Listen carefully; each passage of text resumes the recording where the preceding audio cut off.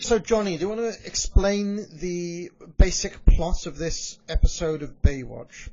Baywatch, at its peak, one of the most popular television shows around the world. In America, it was popular, but just laughed at. You know, it was on syndication Saturdays. We used to laugh when we would hear that it's the number one show in Germany. We're like, the Germans are stupid. Did you know that David Hasselhoff single-handedly ended communism in Berlin? I know. I watched him he tore down the Berlin Wall himself with the power of rock and roll. It's one of those biggest thing that David Hasselhoff is a massive star in Germany. We always told that. He's fucking huge. Oh, come on. He can sing, act, and dance. He's a triple threat. And drive a car. Yeah. Swim. So anyway, Baywatch, as everyone knows, dumb show about lifeguards. Where in this world, on this beach, lifeguards are just as important as policemen, firemen, and the military. They're like a branch. They are just as heroic as the firefighters on 9/11. Are these lifeguards? I just have to preface this. There's one where a plane crashes and sinks to the bottom of the ocean, and it's got Hoff's kid and his ex-wife in it, and the Navy calls in the Coast Guard. I mean, no, the lifeguards to dive down and rescue. I grew up on a beach. Lifeguards are teenage kids who are just hanging out and blowing a whistle every now and then. That's it. Anyway, we all know about Baywatch. So this is a very special Baywatch. Featuring, of course, the legendary Hulk Hogan, the immortal one, Randy Savage, Ric Flair, Big Van Vader, and Kevin Sullivan. But being Baywatch, there are two plots. Because there's always two plots in every Baywatch. Yeah. And so the wrestling plot is Hulk Hogan and Randy Savage are having a jet ski race on the bay. Hogan gets distracted by a piece of ass and hits a wave, which leads to one of many great post-production sound drops on this show as Hogan's flying through the air with his selling and lands in the water, and the jet ski lands on his head. You'd think, is he dead? Well, no, because I've been hit harder in the ring. And the Baywatch babes, the lifeguards, they see him, and Yasmin Bleeth goes out to save him and needs help because he's so big. So then suddenly a bevy of hot, sexy lifeguards that you've never seen before on the show, are there to pull in Hulk Hogan, and he is dead. He has no pulse. Now, Johnny, can I interrupt real quick? Yes. One of the bevy of babes that maybe I might be the only person who recognizes, but maybe many of you guys probably have heard of her. Maybe have heard of her. Brooke Burke from Dancing with the Stars. Oh, wow, really? Oh, no, she wasn't one of them. But she used to have a show called Wild On with Brooke Burke, and she had a best friend, a hot friend named Nariah Davis, and she's one of the lifeguards on who saves Hogan. Wow. Yeah, really pathetic. That's like Johnny Sorrow trivia to the 10th No, that's hour. scary that you know that because I'm just picturing you having her in a hole in your basement telling you to put the lotion on its skin. Puts the lotion on its Baywatch skin, bro. So we'll get into the details. Let's give you the basics. So basically, Hulk Hogan and Randy Savage meet the Baywatch crew. Then, of course, because Randy Savage also cut off Hogan. And you cut me off. Oh, yeah, bro. Oh, yeah, Hogan, yeah, we'll see you. And then at one point, after Hogan is resuscitated, he goes, we're going to have to talk about this, Macho Man. And he's like, well, let's talk about it right now, brother. And you're like, oh, they're going to fight. No, they'd walk away and have a civil conversation. It's that we never see.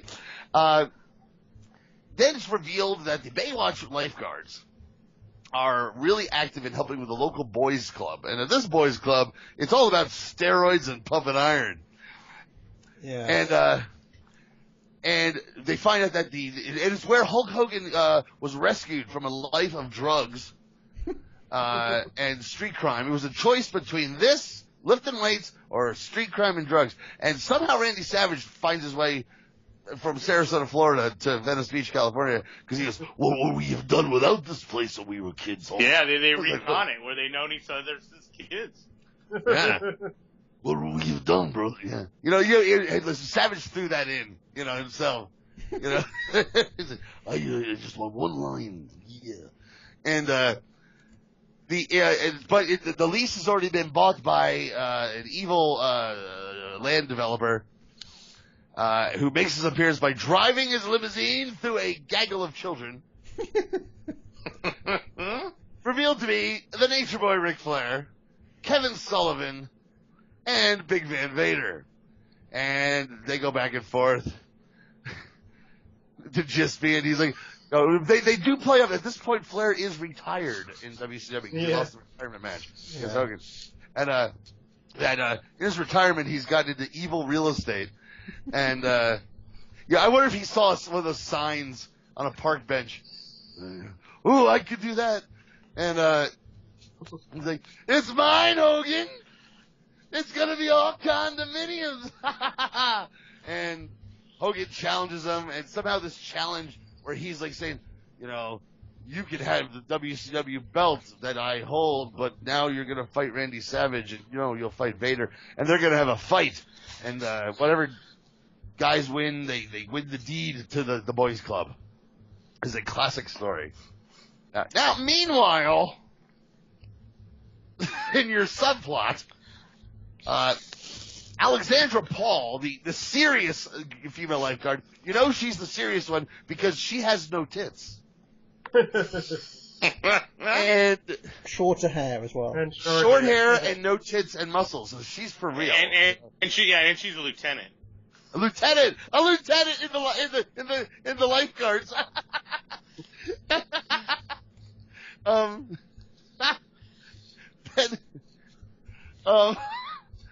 And she's on a date with her dermatologist boyfriend, who is also David Hasselhoff's best friend, who we've never ever seen before on the show.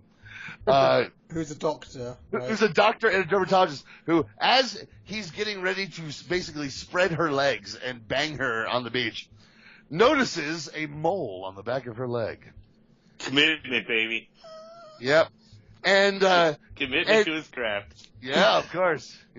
I should point out that this doctor is not like any doctor you've ever seen. He's got a six-pack and massive muscles, just like everybody else in this world. And he's part of the famous Van Patten family, too. Yes, he's Dick Van Patten's kid.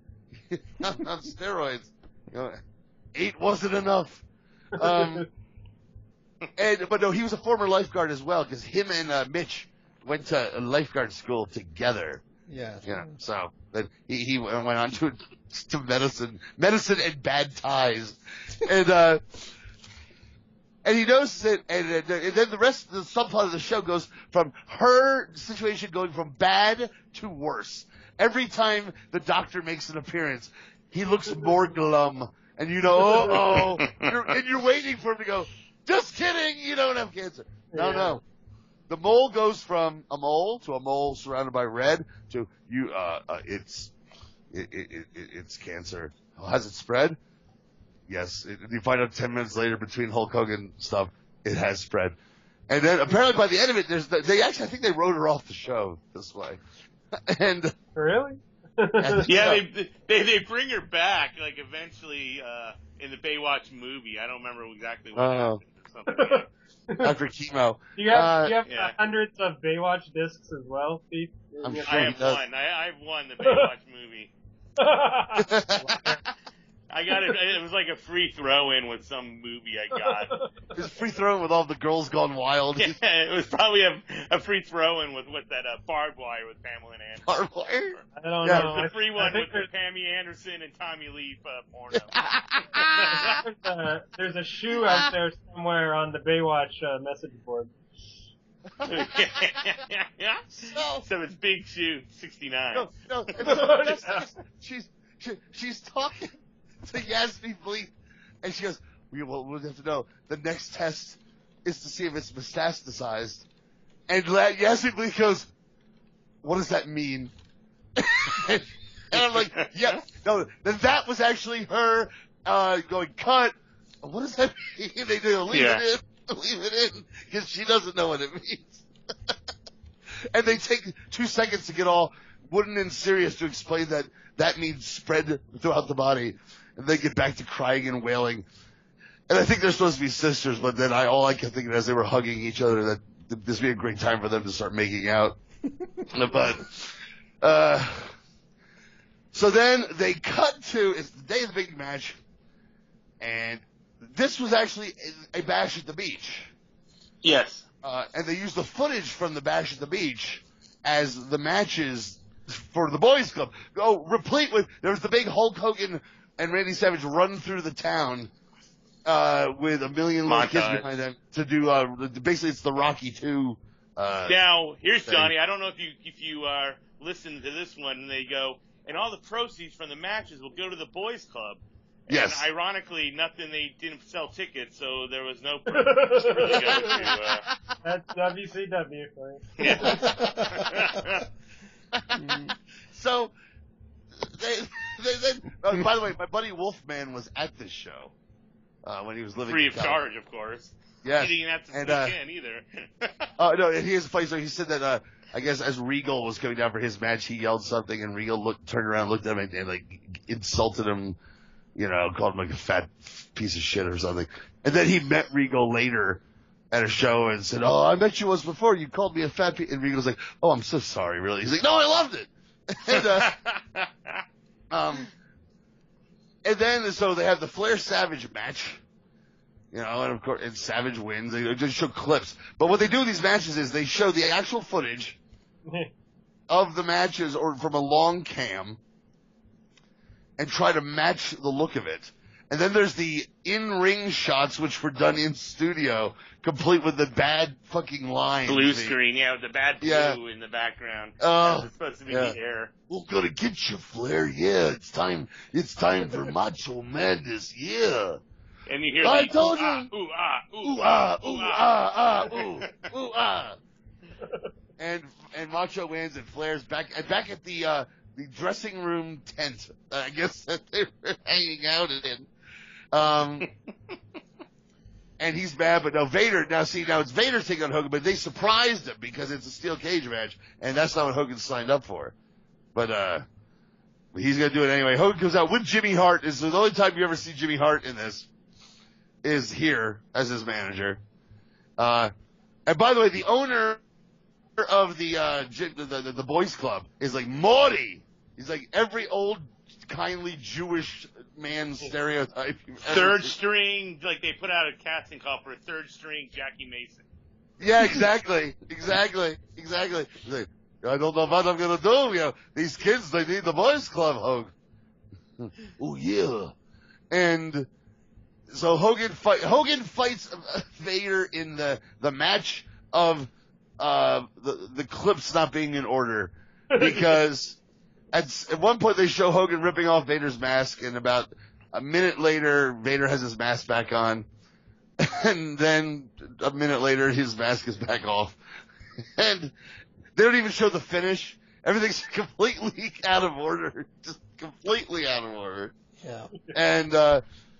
And boom, he wins. The Hulkster wins, and then to the blue screen shot of sweaty Hulk Hogan with his hair back, with a big joyful look on his face, going, "I did it for the boys club."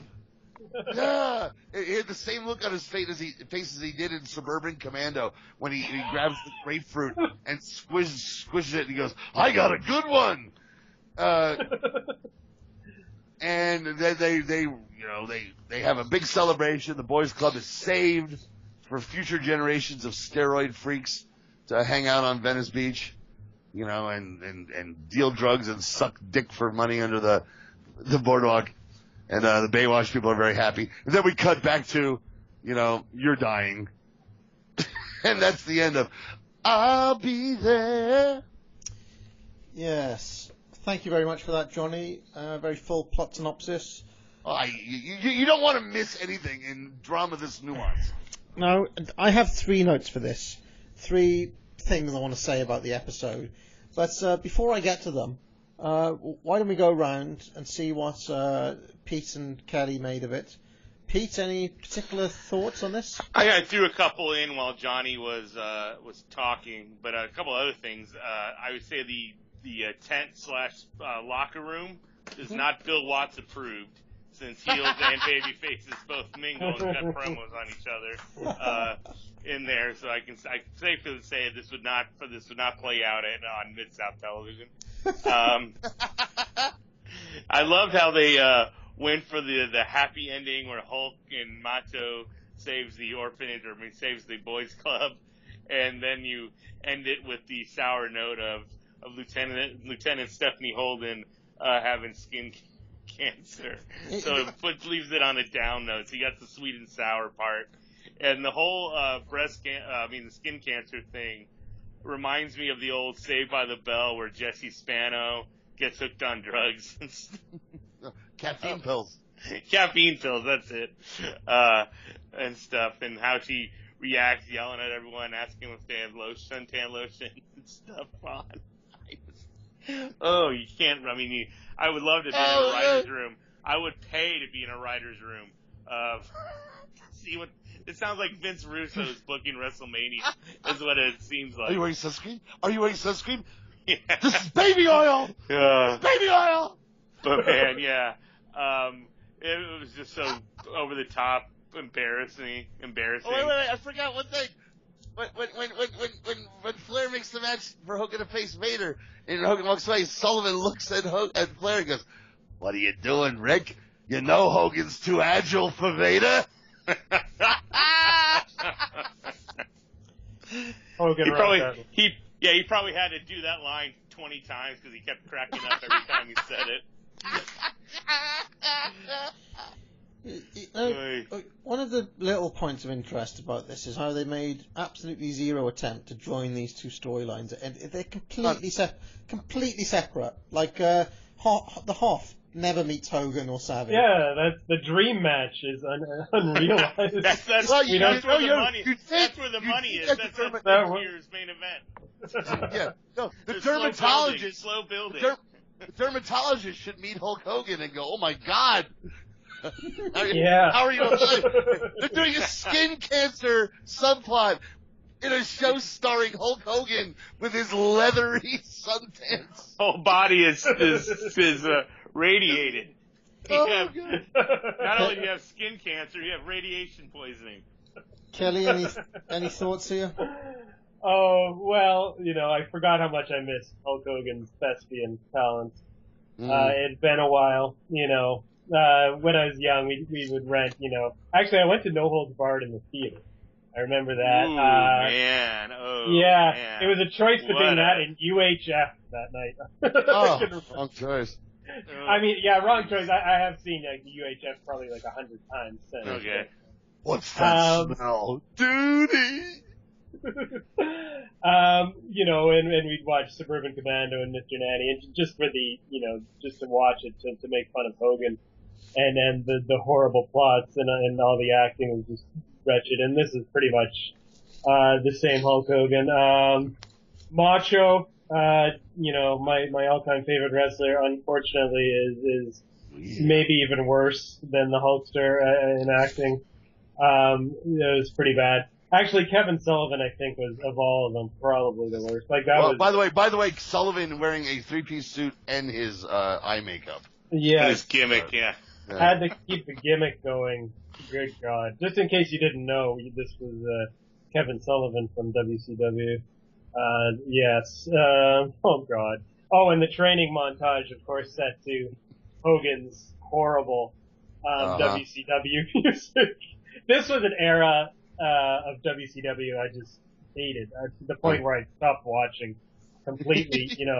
The Hulk Hogan and Friends show, which I'm sure there was a lot of great undercard matches involving Steve Regal and guys like that. But Jesus, the Hogan scene at this time was just so bad. Well, you saw who the Lumberjacks were. Well, I was gonna say that Savage Flair Lumberjack match is probably like the worst Savage Flair match ever. It's a shit match. And actually, I think they billed it as a lifeguard buoy match. Yeah, the lifeguard match. Uh-huh. Yeah. It's easily their worst match. Oh god. Yeah. But it was so fun to watch though. I mean, it was the subplot with the skin cancer was the best part. I mean, I'd forgotten TV used to be like this, but there used to be shows like this. I mean, it seems, it's like when I was in the 90s watching a show from the 70s and we're like, oh my god. You know, I can't believe things were like that. I don't know how about yours, because I remember Baywatch being cheesy, you know. I didn't remember it being this cheesy. Yeah. That was my thing. It was like, Christ, like, if I thought it was a 9 out of 10, this was about 11 or 12, you know. It was like... hey, how about when Hogan and Pamela Anderson are rescuing the kid who fell off the jetty? Who looked like little Nick Hogan too. He did, but he's his legs under a rock, and you look at all the rocks on there, and all the rocks are real rocks, and there's one rock on his leg that sticks out a little bit from the other rocks. Yeah, I mean, and this is not a slight. This is not a slight at your play, Johnny, but I bet your scenery looked better than that damn rock in Baywatch. Yes, and we're amateurs, you know. Well, not really, but then when Hogan lifts up the fake rock and throws it, it lands without a sound. I was like, it's floating in the background. It's floating. I really enjoyed it when that played. Wait. One last thing. How about Hogan's great acting scene with Pam Anderson, where after he's telling her, she's like, "How's your head?" "I've been hitting harder in the ring. The thing was, the jet ski was totaled when it hit my head." And she goes, "You're kidding, right?" He goes, "Yes, I am."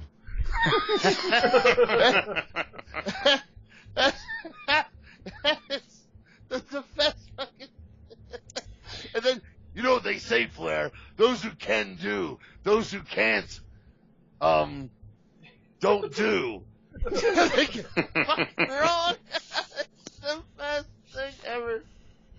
Yeah. Oh, and then when Mitchie's looking at Lieutenant Stephanie's picture that he has on his mantle, and she's an ex-girlfriend with all his family pictures. All the other family pictures are like people in normal clothes. The family picture of her is in her fucking swimsuit.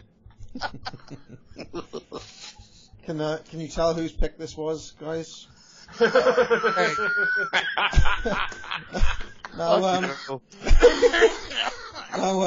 Some guys live in the past.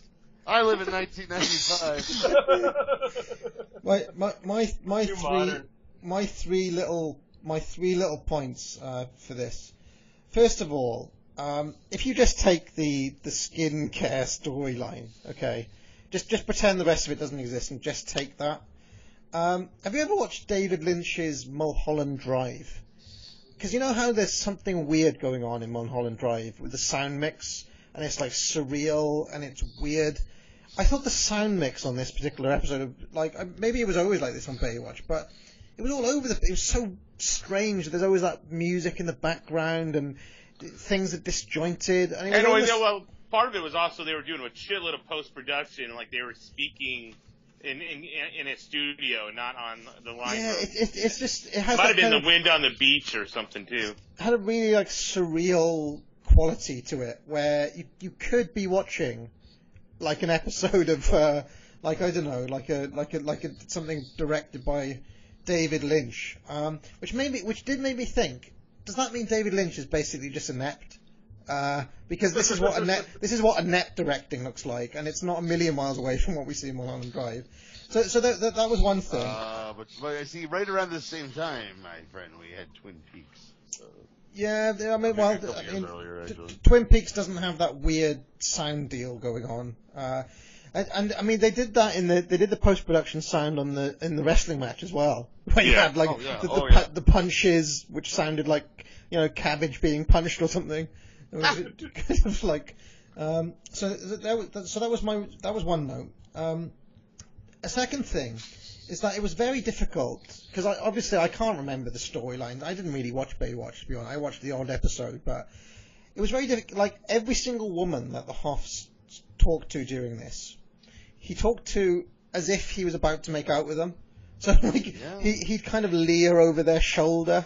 So even though, like, this woman who had skin, even though the skin cancer woman was seeing this doctor, like, it didn't stop Hasselhoff kind of lurching all over her. It's actually Don't you called remember? smoldering. It's called smoldering. Yeah. Don't you remember what she said? Remember that time I ended up in the ocean? Yeah, when you got shot.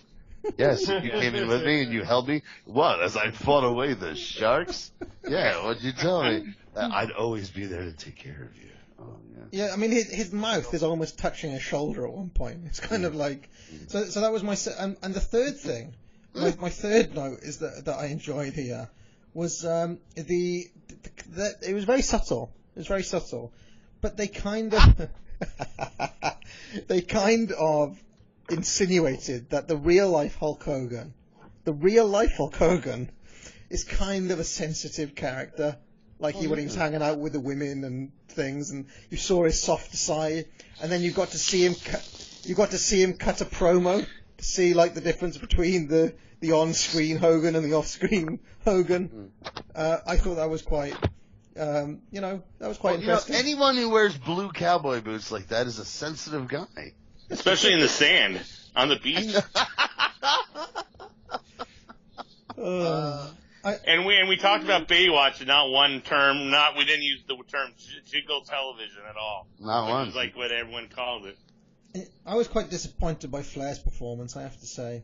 I didn't think he was as good as he could he didn't do a Flair flop into the sand? Somebody's sandcastle? Didn't do all his signature spots. Well, I mean, like, I thought, like, there was that sequence where they all cut their promos.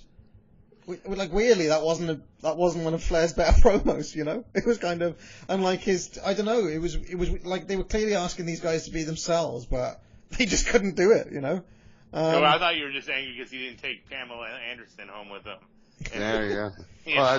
Well, he's like,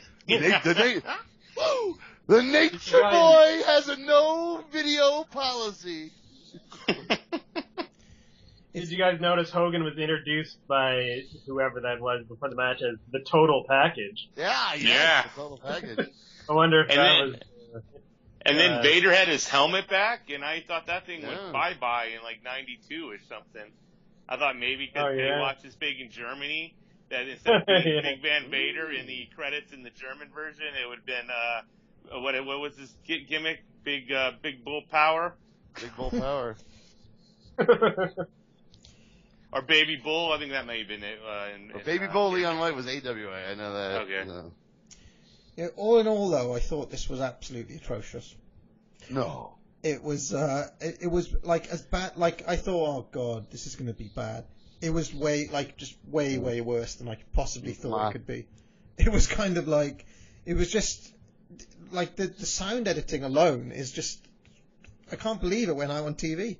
It's just so bad. This show lasted a long time, made David Hasselhoff a millionaire, had a spin-off called Baywatch Nights where David Hasselhoff, while lifeguarding at night, during the day, at night, he's a private detective fighting off the supernatural. Yeah. But why was the production so inept? I don't understand. Like, I can't, like, this was a major show. No, it wasn't. It was syndication. It wasn't really. It was syndication. And they had to pay these people. I mean, it was a popular show and all over the world, so these actors had to get paid decent money.